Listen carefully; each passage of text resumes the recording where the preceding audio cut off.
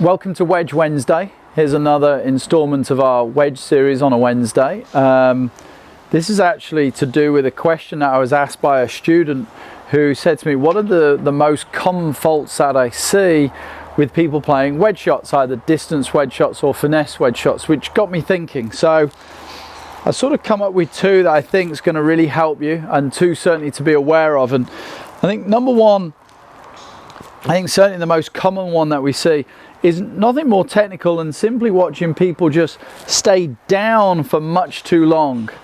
Too often in the downswing, almost the upper body going even closer to the ground, this sort of obsession with keeping down and keeping your head down and all of that stuff. Whereas actually the best pitches of the golf ball start to come up a little bit. There's a slight standing up of the body through the shot.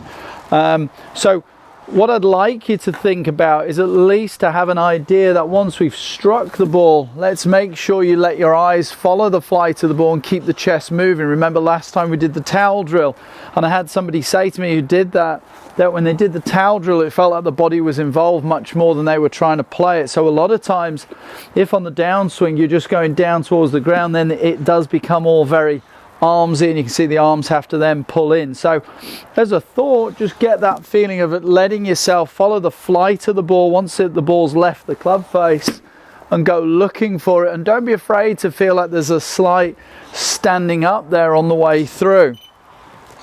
And secondly, I think, and this is probably to do with just the whole concept of trying to get the ball up and in the air, we certainly will see some players on the downswing fall backwards a little bit, and this may well be in conjunction with the going down to the ground, and of course in an effort not to hit the ground we then fall back a little bit, which is only going to affect where the club strikes the ground. So again, the best pitchers of the golf ball are not just standing up somewhat, they're also letting themselves keep the pressure going forward. So no toppling backwards. We want this feel of, again, some movement going leftward and upwards through the shot. Okay, so we're moving on to that left side and allowing ourselves to extend there into the finish. No falling back onto that right foot.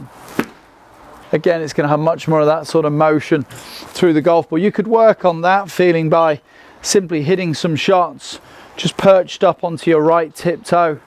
And again, when you play it, make sure you allow yourself to go and follow the flight of the thing. So two things to look out for. Number one, let's make sure we're not going closer to the ground on the way down.